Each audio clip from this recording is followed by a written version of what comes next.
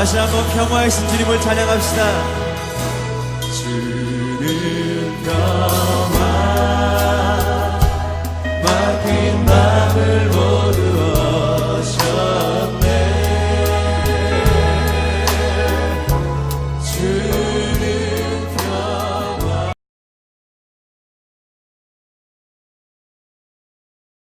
말씀 보도록 하겠습니다. 창세기 13장 5절에서 18절까지의 말씀입니다. 구약성경 15페이지 있습니다. 창세기 13장 15절부터 16절까지 말씀, 5절부터 18절까지 말씀입니다. 죄송합니다.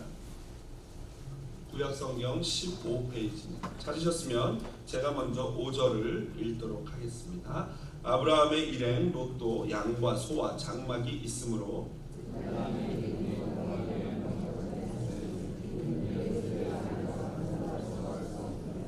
그러므로 아브라함의 가축의 목자와 롯의 가축의 목자가 서로 다투고 또 가나안 사람과 브리스 사람도 그 땅에 거주하였는지라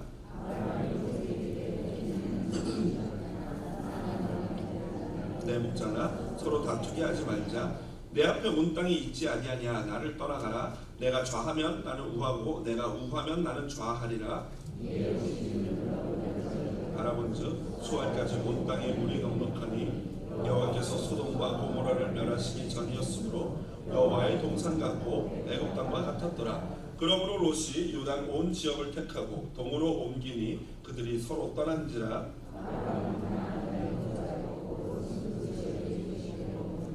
그 장막을 옮겨 소돔까지 이르렀더라. 소돔 사람은 여호와 앞에 악하며 큰 죄인이었더라. 여호와께서 아브라함에게 이르시되 너는 눈을 들어 너 있는 곳에서 북쪽과 남쪽 그리고 동쪽과 서쪽을 바라보라. 보이는 땅을 내가 너와 내 자손에게 주리니 영원히 이르리라.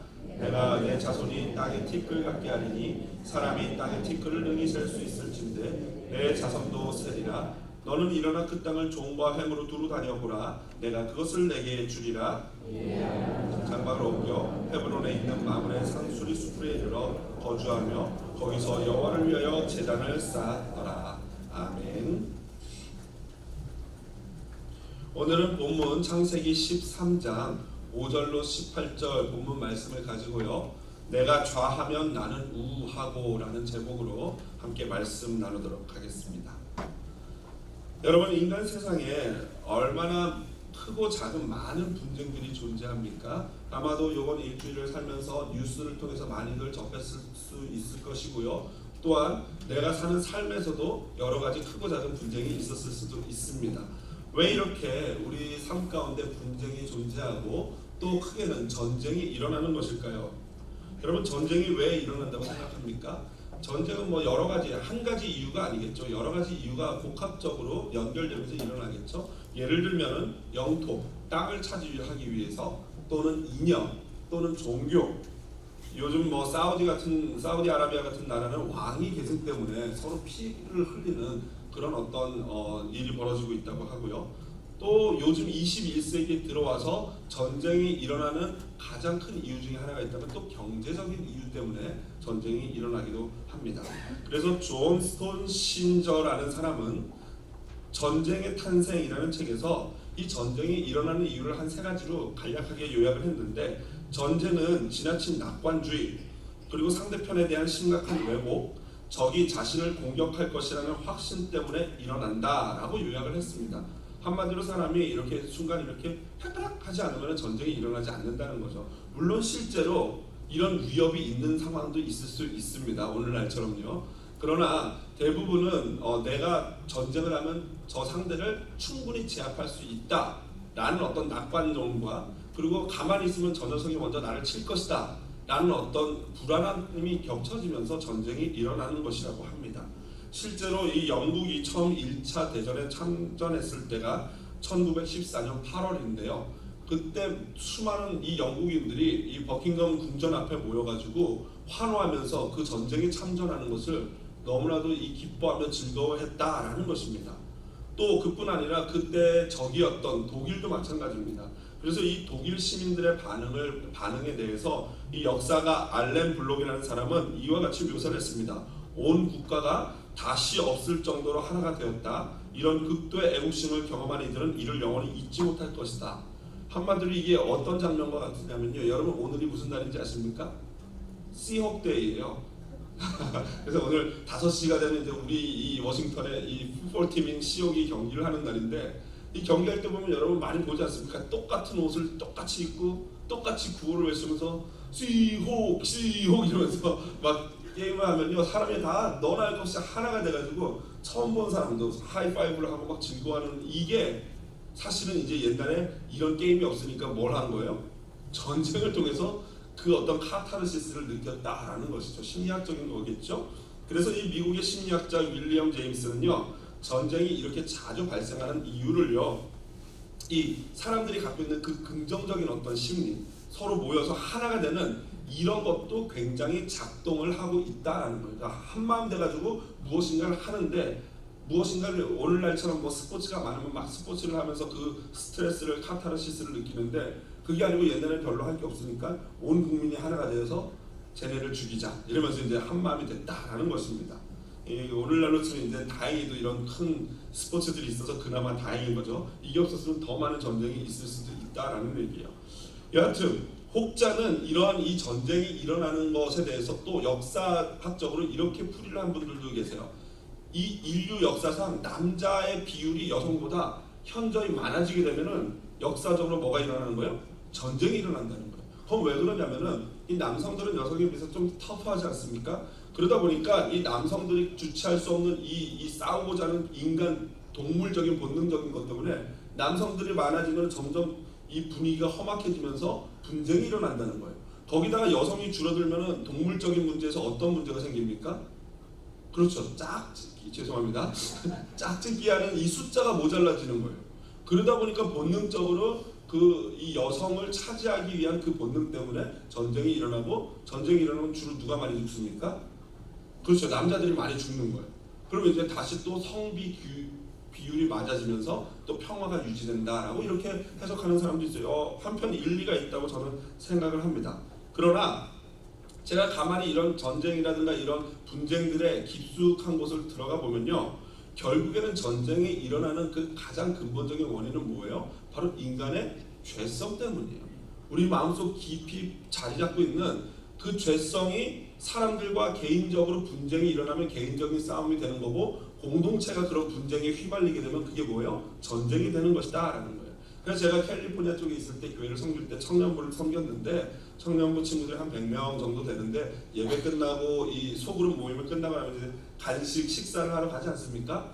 근데 이제 뭐 전체가 다 가는 건 아니고 한 20-30명 정도가 남아서 이제 오늘 밥 먹으러 가자 막 이러는데 그 친구들이 한 번도 그 20명, 30명이 한 번도 같은 식당을 가서 먹은 적이 없어요. 왜 그럴까요? 나는 오늘 포를 먹겠다. 아니다 나는 오늘 타코다. 무슨 날이야 이런 날은 짜장면이다. 아니다 한국 사람은 순두부다. 해가지고 그 많지도 않은 20-30명이 그렇게 하나가 안 돼가지고 다 각자 먹고 싶은 걸 먹으러 가는 거예요. 왜 그렇겠습니까? 아니 내가 돈 내고 내가 먹는데 왜 내가 쟤한테 맞춰줘야 돼? 내가 왜 양보해야 돼? 이런 생각으로 이제 파가 나뉘는 거죠. 포파, 순두부파, 짜장파 뭐 이렇게 나뉘어서 맛있게 먹으러 가는 거예요. 한 번도 같이 가는 걸 못 봤습니다. 여러분 그렇습니다. 유치하죠? 유치하잖아요. 뭐 그거 뭐 한 번 그냥 뭐 짜장면 먹어주면 어떻고 순두부 먹어주면 어때? 그게 뭐라고 그걸 하나 같이 가는 게 중요한 거지 뭐를 먹는 게 중요한 겁니까? 근데 유치하잖아요. 그런데 여러분 우리 부부나 우리 형제들 사이에 일어나는 싸움을 한번 생각해 보십시오. 나라 때문에 싸우는 분 계십니까? 나라 구하려고 독립운동하다가 싸우는 분 계십니까? 아니에요. 또 뭐 먹냐 이거 왜 이렇게 놨냐 닫았냐 안 닫았냐 왜 이걸 여기다 옮겨놨냐 이런 걸로 유치한 걸로 싸우거든요. 바로 이게 바로 우리가 모두 다 일어나는 우리 삶에 일어나는 크고 작은 분쟁이 결국에는 우리의 죄성으로 말미암고 있다라는 것을 증명해주는 모습입니다. 그렇습니다. 그런데 우리 크리스천은 바로 이 죄성에서 구원받은 존재들 아닙니까? 그러니까 우리 그리스도인들이 해야 될 게 있다면은 바로 이런 죄성을 우리가 컨트롤하는 거예요. 한마디로 우리 삶 가운데 또는 우리 공동체 가운데 일어나는 분쟁들을 적절하게 잘 컨트롤해야 되는 게 우리 그리스도인들의 뭐예요? 사명이고 책임이다라는 거예요. 그러니까 진정한 크리스천이 되려면은 반드시 우리 공동체나 우리 가정이나 내 개인적인 관계에서 일어나는 분쟁을 잘 조절할 수 있는 인격과 능력을 키우지 않으면은 그거는 진정한 크리스천이라 할 수 없는 것이죠.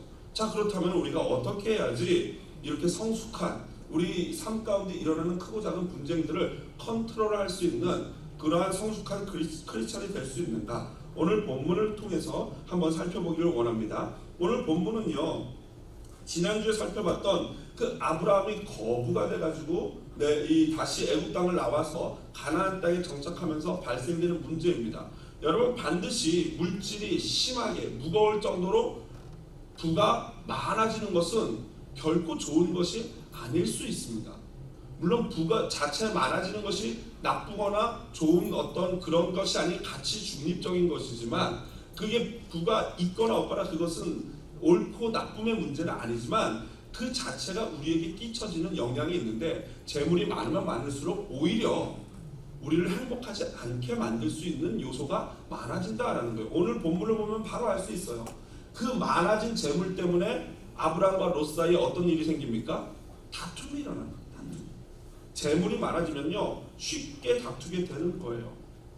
그도 그럴 것이 한정적인 목작, 이 초목지, 그러니까 풀이 있는 동산이 한정적인데 거기에 롯의 많은 양떼와 아브라함의 많은 양떼가 있어요.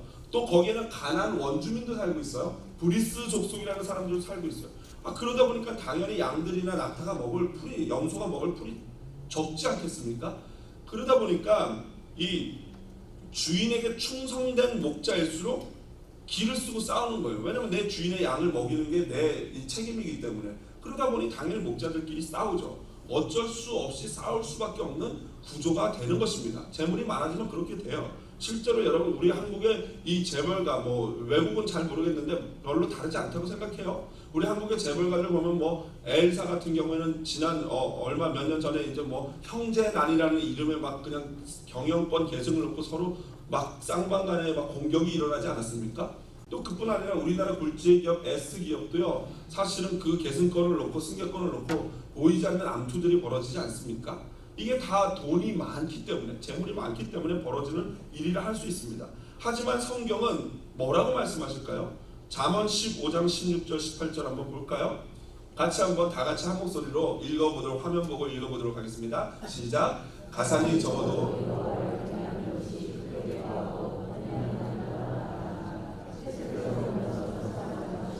살찐 소를 먹으며 서로 미워하는 것보다 나으니라.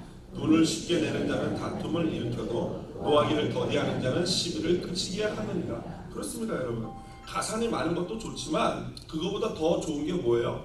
여호와를 경외하는 거라는 거예요. 그러니까 돈이 많고 이 번다는 것보다는 여호와를 경외하는 게 훨씬 낫고, 이 고기 먹으면서 싸우는 것보다는 뭐예요? 채소를 먹으면서 사이 좋은 게 나은 거예요. 분을 쉽게 내는 것보다는 노하기를 더디하고 다툼을 그치게 하는 것이 주님이 원하시는 우리 크리스천의 삶인 줄로 믿습니다. 그러니까 재물이 많으면 이게 쉽지 않다라는 거예요. 없을 때는 안 그러다가 많아지면 싸우게 되는 거죠. 그런데 저는 실제로 그 많은 재물 가운데서도 이 잠언 15장 16절 18절 말씀을 행하는 사람을 만난 적이 있어요. 제가 섬겼던 한국의 교회에 이 순장님, 제 구역의 순장님이 계셨는데, 순장은 이제 지금 우리 교회로 하면 구역장님이세요. 근데 구역장님이 계셨는데, 이분이 이제 제가 섬겼던 교회는 구역장님들 중에서 존경받고 믿음이 좋고 모든 분에게 인정받는 분들을 이제 교회 전도사님으로 임명을 해서 사역을 시킵니다. 근데 이제 그분이 나중에는 같이 전도사님이 돼서 사역을 하셨는데, 그분을 제가 이제 신방에 갔더니 집이 좀 약간 예사롭지 않았어요. 신방에 갔는데, 근데 알고 봤더니 우리나라 굴지 기업의 막내 며느리였던 것이에요. 그래서 어느 정도냐면은 이제 그 딸이 있었는데, 이 따님이 우리 한국의 가장 유명한 축구 선수와 그때 사귀고 있었어요. 그 축구 선수가 너무너무 좋아해가지고 그 해외에서 축구를 하다가 휴가가 2박 3일 이런 휴가가 되면은 아무도 몰래 이렇게 한국에 들어와서 그 친구를 만나고 가고 그랬어요. 근데 그렇다면 정말 좋다 해가지고 저도 사인도 받아다 줬거든요. 이문성 목사님께 해서 아무개 해가지고 사인도 받아주는 집에 있어요. 보여드릴게요. 원하시면. 그랬는데 지금 가격이 많이 올라갈 것 같은데, 그런데 그러니까 그 딸내미가 그 축구 선수를 본인이 차버렸어요. 찬다고 표현하면 안 되고 본인이 이 절교를 선언했어요. 그런데 제가 물어봤죠. 야, 너 왜 그랬어? 야, 남들은 다 못 사귀어서 안 다닐 텐데 왜 그랬어? 부와 명예와 모든 인기가 다 따라오는 그 자리를 너희 왜 그랬냐 그랬더니 목사님 그게 아니고요. 걔는요, 그 오빠는요, 자기 아버지하고 축구밖에 몰라요 이러더라고요. 그러면서 종교가 불교인데 그 아버지가 종교가 불교인데 그러니까 아버지 말씀만 듣고 암만 해도 예수님을 안 믿을 것 같아요. 그래서 제가 그냥 그만 만나자 그랬어요. 와, 대단하지 않습니까? 그때 당시에 걔 나이가, 그 친구 나이가 한 20살 초반 이랬었어요. 되게 어렸거든요. 근데 이 친구 믿음이 왜 이렇게 좋나 했더니 그 어머니의 믿음 때문이더라고요. 그 어머니는 재벌가의 막내 며느리인데 그 아버지가 이렇게 좀 회장님이 준 주식이, 죄송합니다. 저 자세한 금액을 말해서 죄송한데 한 600억? 당시에 그 옛날 당시 한 600억 정도가 있었다고요. 그렇죠. 뭐 감각이 없으시잖아요. 600억이 뭐지? 뭐 이런 감각이신데 미국 돈으로 치면 6천만 불 아니겠습니까? 그 돈을 하루아침에 회장님이 그러신 거예요. 야, 요즘 회사 어려우니까 너 그 돈 형 다 해가지고 주식 형한테 넘겨라. 그랬다는 거예요. 여러분 어떻게 하시겠습니까? 자그마치 600억, 6천만 달러. 근데 이 전도사님이 뭐 그냥 개의치 않고 내 아버님 말씀대로 할게 하고 그냥 그 주식을 다 넘겨버린 거예요. 그러고 나서 이분이 이제 우리 교회 전도사님을 하신 거죠. 만약에 이분이 그렇게 안 하고 막 버티고 했으면 그 집안이 어떻게 됐겠습니까? 풍비박산 났겠죠. 뭐 절교를 하니 아버지가 너는 내 자식이 아니니 나라 막 이러면서 막 이랬을 것이고요. 그런데 그냥 쿨하게 드리고 그분은 전도사님 하는 거예요. 전도사가 뭐가 그렇지 좋은지 모르겠지만 전도사님 하시더라고요. 그렇습니다. 이게 바로 우리 크리스찬의 삶의 원리인 줄로 믿습니다. 오늘 아브라함도 그래요. 8절에 보니까 뭐라고 말하고 있냐면요. 아브라함이 롯에게 이르되 우리는 한 친족이라 나나 너나 내 목자나 서로 다투게 하지 말자. 한마디로 고기 먹으면서 싸우는 것보다 채소 먹으면서 안 싸우는 게 더 중요하다, 그 얘기하고 있는 거예요. 한마디로 그까지 뭐 600억 주식 없어도 된다. 시아버지와 시아주버님과의 관계가 더 중요하다라는 거예요. 여러분 이게 말이 쉽지 실제로 쉬운 일입니까? 우리는 식구니까 그게 관계가 더 중요하다 이러는 거거든요. 그러면서 아브라함은 오늘 롯에게 제안을 합니다. 9절이죠. 이렇게 나와 있어요. 내 앞에 온 땅이 있지 아니야. 나를 떠나가라. 내가 좌하면 나는 우하고 내가 우하면 나는 좌하리라. 여러분 사실 이 성경은요, 모든 사람이 함께 평화로운 공동체를 이루고 그것을 이상적으로 삼습니다. 그러나 현실적으로 그것이 불가능할 경우에는요, 오늘의 본문처럼 원만한 결별을 하는 것도 성경이 인정하는 바예요. 그러니까 반드시 예를 들면 사도 바울도 여러분 그렇지 않습니까? 반드시 꼭 무조건 붙어 있는 것이 능사는 아니에요. 떨어져서 정말로 이렇게 각자가 잘 할 수 있다면 그것도 성경이 제시하는 바이기도 합니다. 그런데 그게 오늘 여기서 더 중요한 것은 뭐냐면은 바로 아브라함의 자세입니다. 여러분 시족 사회에서 족장의 권한과 권위는 어떻습니까? 절대적입니다. 군주와도 같아요. 그래서 사람의 목숨도 족장이 말 한마디면 죽고 살릴 수 있는 게 그때 당시에 이 습관 관습 아니겠습니까? 그런데 오늘 본문에 보면은 롯은 어려서부터 아버지를 잃고 아브라함의 손에 키워졌거든요. 그러니까 아브라함이 작은 아버지인데 롯에게 있어서는 결국에는 아버지와 같은 존재예요. 그렇다면은 여기서 모든 기득권과 결정권이 누구에게 있는 것입니까? 아브라함 아니겠습니까? 그러니까 아브라함은 자기가 원하는 대로 무엇인지 결정할 수 있고 가질 수 있고 취할 수 있고 그렇게 했다고 해서 인격적인 문제나 그 어떤 사회적인 법적인 문제가 생기는 게 아니에요. 그런데 아브라함이 놀랍게도 오늘 어떡합니까? 롯에게 먼저 선택권을 주고 그리고 나머지를 내가 갖겠다라고 얘기합니다. 여러분 대단하지 않습니까? 말은 쉽지 이것은 그렇게 하기가 쉽지 않은 일이에요. 그런데 여기서 아쉬운 것은 뭐냐면요, 바로 롯의 반응이에요. 롯. 여러분 롯이 좀 전에 말한 것처럼 아버지 같은 삼촌, 아버지 같은 작은 아버지라면은 롯이 어떻게 해야 되겠습니까? 그렇죠. 아버지 아브라함이 네가 먼저 해라 하면은 아니요, 당연히 삼촌 작은 아버지가 하셔야지. 이게 맞는 거 아니겠습니까? 젊은 세대들은 이 얘기를 들으면서 왜 그래야 되지? 이렇게 생각한다면은 오늘 설교를 더 잘 들으셔야 돼요. 그게 당연한데 물론 성경에는 그게 안 나와 있죠. 아마 그랬을 수도 있어요. 롯이 무슨 말씀이세요? 작은 아버지 하셔야죠. 아브라함이 네가 해라. 작은 아버지 하셔야죠. 네가 해라. 그럴까요? 이랬던 것 같아요. 뭐 어떻게 됐는지는 모르겠지만 어쨌든 롯이 그 어른에게 양보를 하다가 어쩔 수 없이 하게 됐는지 모르겠지만 오늘 성경 본문에 나온 것만 보면요, 어떤 문제가 있냐면은 10절에 보니까 이에 롯이 눈을 들어 요단 지역을 바라본즉 소알까지 온 땅에 물이 넉넉하니 여호와께서 소돔과 고모라를 멸하시기 전이므로 여호와의 동상 같고 애굽 땅과 같았더라. 한마디로 롯이 뭐 이렇게 양보하다 그렇게 했는지 모르겠지만 롯이 어쨌든 먼저 땅을 선택한 이유는 뭐예요? 그 땅이 보기에 어땠어요? 좋았다 하는 거예요. 그 땅이 보기에 심히 좋았다. 젖과 꿀이 흐르는 땅이고 막 그냥 물이 넘쳐서 저기 가면은 굶어 죽진 않겠구나 라는 생각이 들었다는 거예요.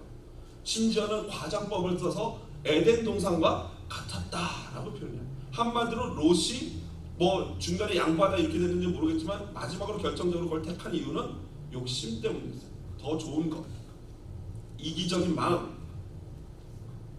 그렇지만 여러분, 이 롯이 모르고 있었던 게 이 모세가 기록해주고 있죠. 이걸 몰랐어요. 여호와께서 소돔과 고모라를 멸하시기 전이었으므로.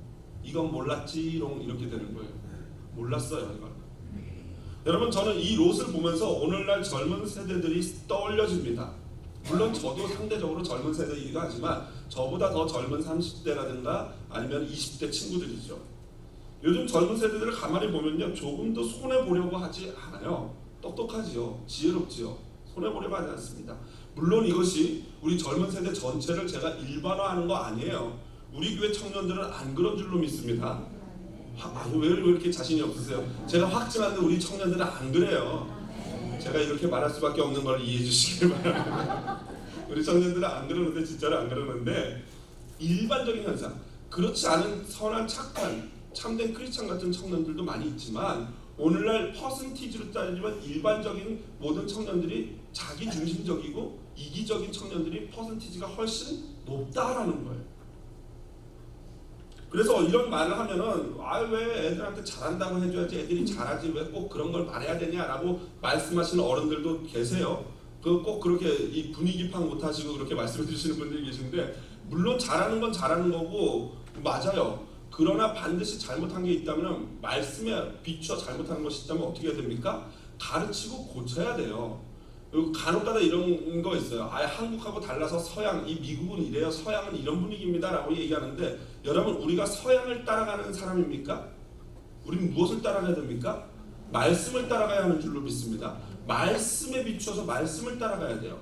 자, 그런데 옛날에 제가 어렸을 때, 이제 제가 뭐 학창 시절에 보면요, 우리 한국에 뭐 버스 있지 않습니까? 버스를 타면은 빈자리가 있으면 빈자리에 있으면 앉지 않습니까? 그런데 조금이라도 머리가 희끗하신 분이 들어오면 어떻게 합니까? 그렇죠, 자동이에요. 벌떡 일어나가지고 여기 앉으시죠 라고 해요. 그걸 가지고 뭐 착하네 뭐 이런 거 없어요. 뭐요? 당연한 거였어요. 그때는 당연한 거예요. 그 왜 그러냐? 사실 그렇지 않습니까? 원래 어른들이 말 그대로 저보다는 그때는 어른이셨지만, 어른이지만 육체는 누가 더 튼튼해요? 젊은 제가 훨씬 낫지 않습니까? 그러니까 연세 드신 어른들이 앉아가는 게 상대적인 약자, 육체적으로 상대적인 약자들이 앉아가는 게 맞은 거예요. 그래서 노약자석과 임산부 석이 따로 있는 거 아니겠습니까? 그런 거예요. 그런데 요즘 젊은이들은 뭐 어른이 타건 말건 뭐 이거 꽂고 절대 못 본 척, 갑자기 좀 흰색만 나타나면 눈 딱 감고 그냥 자는 척 막 이래버리지 않습니까? 참 안타까운 일이죠. 그래서 제가 어제 우리나라의 고 시조가 하나 생각났습니다. 송강정철이라는 분이 써주신 시인데요, 이렇습니다. 이고짐 저늙으니 짐벗어 나를 줘. 나는 젊었거늘 돌인들 무거우랴. 늙기도 설악거늘 짐을 조차 지실까. 참 좋은 노래 아니겠습니까?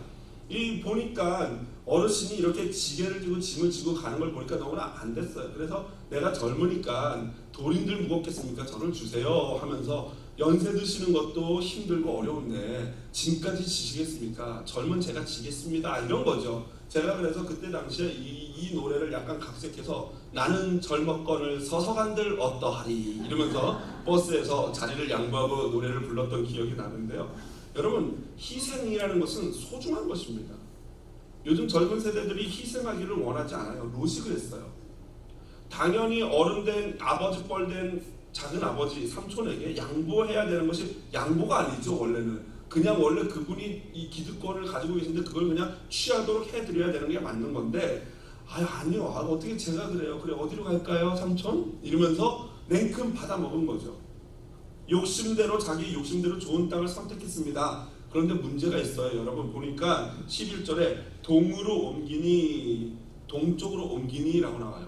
여러분 창세기 계속 봐서 알겠지만 창세기에서 에덴 동산 이후부터 동쪽은 어떤 곳이에요? 나쁜 곳이에요.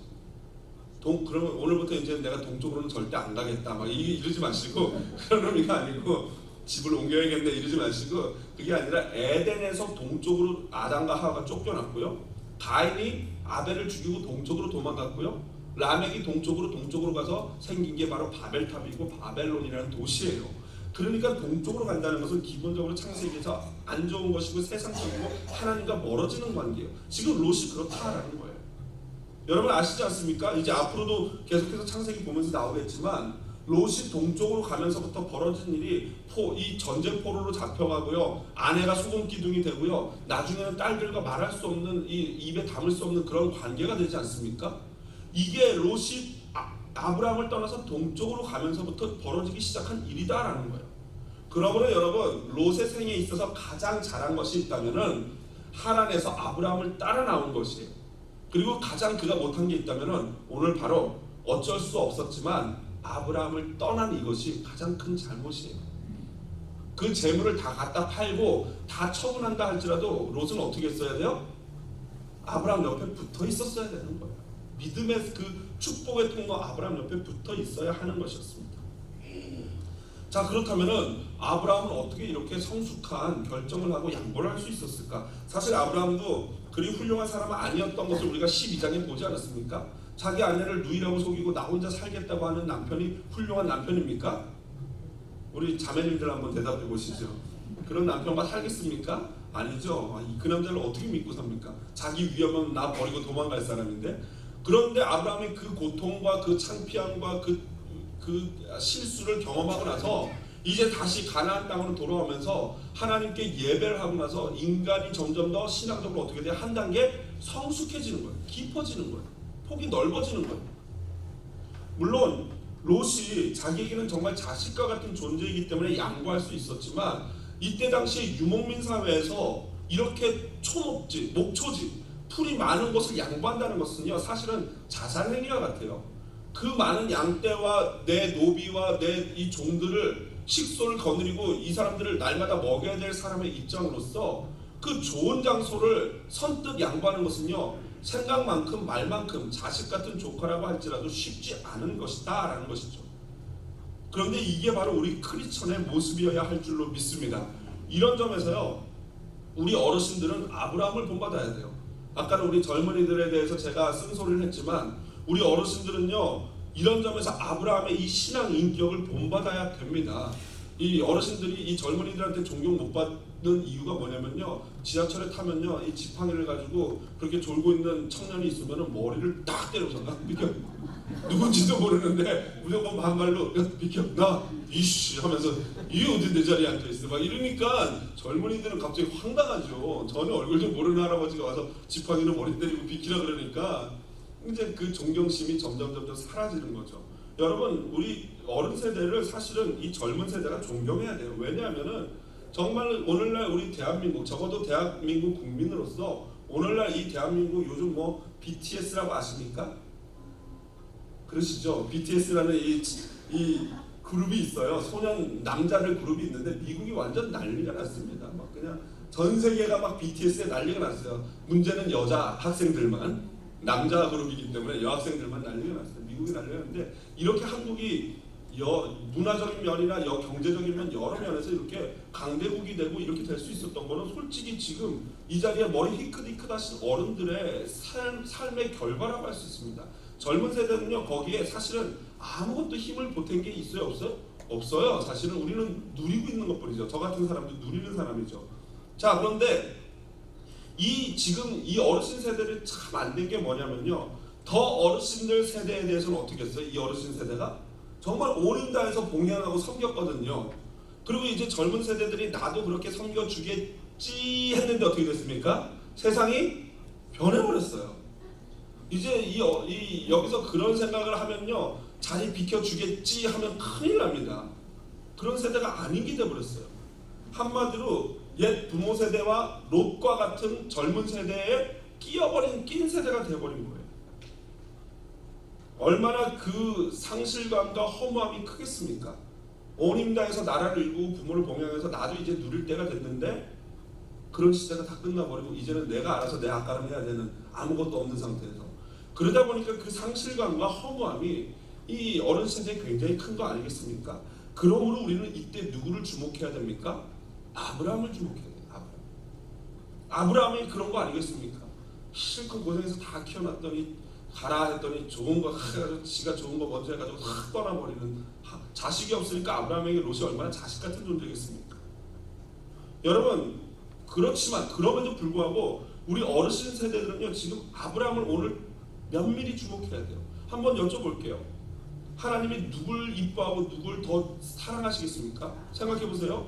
롯처럼 어르신이 뭐 이렇게 너 가져라 하니까 네 하고 이렇게 얼른 취하는 똑똑하고 지혜로운 그런 롯인가? 아니면 아브라함처럼 멍청해가지고 자기의 모든 권리도 다 포기하고 후대에게 아니면 윗대에게 후대에게 다 탈탈 털어드리고 자기는 정말 어찌할 바를 모르는, 갈 바를 알지 못하는 그런 사람일까요? 누굴 더 하나님이 이뻐하시겠습니까?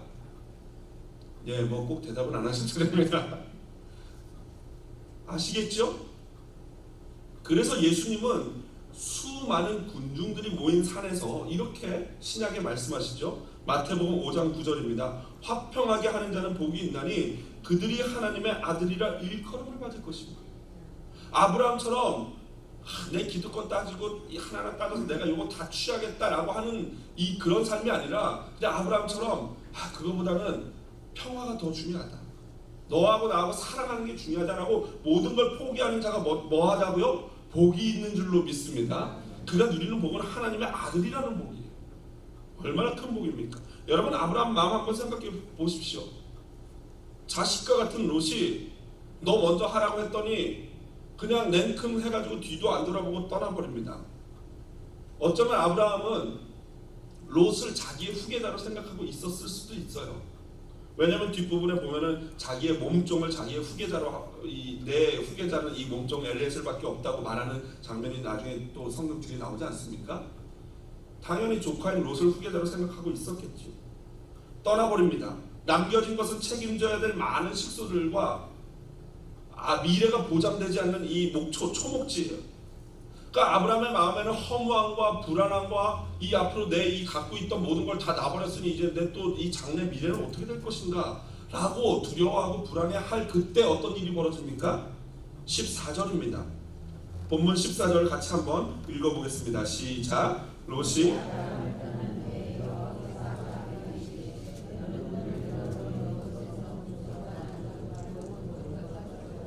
그렇습니다, 여러분. 언제요? 롯이 아브라함을 떠난 후에.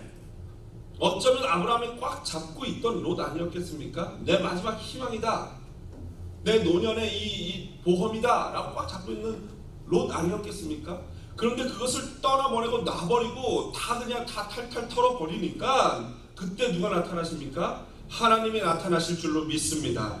하나님이 나타나셔서 그냥 계신 게 아니에요. 위로해 주십니다. 뭐라고 위로하십니까? 네가 낳던 네 후계자일 수도 있었던 롯 대신에 뭐 하신다는 거예요? 네 자손이 어떻게 된다고요? 많아진대요. 티끌같이 많아진대요. 네가 땅을 양보했니? 내가 이 온 땅을 너에게 주리라 라고 말씀하시는 줄로 믿습니다. 여러분, 그렇습니다. 오늘 아브라함이 롯에게 한 거를요, 하나님이 고스란히 또 누구에게 해요? 아브라함에게 하고 있어요. 보십시오. 이 아브라함이 네 앞에 온 땅이 있지 않냐 라고 9절에 말해요. 그랬더니 롯이 눈을 들어 온 땅을 바라봐요. 그리고 결국에는 롯이 떠나게 됩니다. 근데 롯이 떠나자마자 하나님이 나타나셔서 뭐예요? 말씀하세요. 너는 어떻게 하라고요? 눈을 들어 온 땅을 바라보라 라고 말씀하세요. 그리고 그 땅을 어떻게 한다고요? 내가 너에게 주리라. 네 자손이 티끌과 같이 많아지리라. 아멘입니다. 하나님께서는 이렇게 남에게 대접받고자 하는 대로 남을 대접하는 자에게 어떻게 하십니까? 그대로 대접하여 주시는 하나님인 줄로 믿습니다. 그래서 마태복음 5장 5절에서 예수님은 산에서 또 이렇게 말씀하시죠. 다 같이 한번 읽어보겠습니다. 시작. 아멘. 화평케 하는 자는 하나님의 아들이라 일컬음을 받았고요.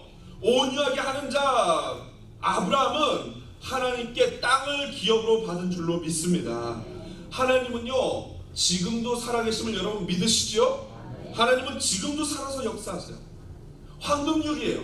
남에게 받고자 하는 대로 남을 대접하면은 그것이 고스란히 나에게 어떻게 됩니까? 되돌아올 줄로 믿습니다. 아니 갑절에 갑절이 되어질 줄로 믿습니다. 말씀을 마무리합니다. 여러분, 아브라함이 이렇게 성숙한 크리스천이 될 수 있었던 비결이 뭘까요?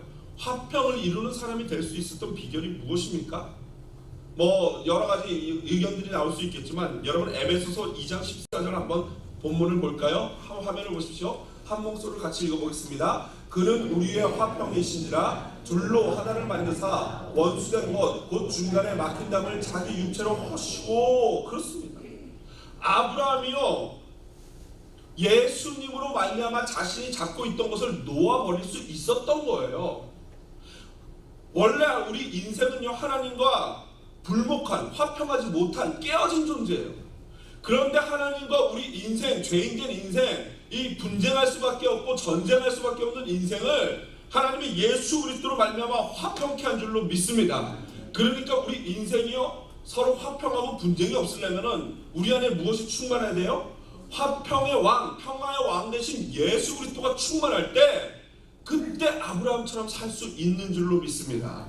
여러분, 그러므로 우리 올해를 마무리하는 12월달에 여러분 우리 삶에 얼마나 많은 크고 작은 분쟁들이 있습니까? 이 부부끼리인데도 그렇게 그냥 못 잡아먹어서 그렇게 싸우시고 그냥 싸우는 것도 보면은 뭐 아주 유치한 걸로 싸우는 경우들 많아요. 또 친구들하고도 뭐 이렇게 뭐 유치한 걸로 싸우고 그러시는지 연세가 드실수록 여러분 어떻게 되셔야 됩니까? 누구처럼 되어야 됩니까? 아브라함처럼 되어야 할 줄로 믿습니다. 그 축복이 있기를 주님의 이름으로 축복드립니다. 또한 우리 젊은 세대는요 정말 롯과 같은 인생이 아니라 젊은 아브라함이 돼야 돼요. 젊은 아브라함.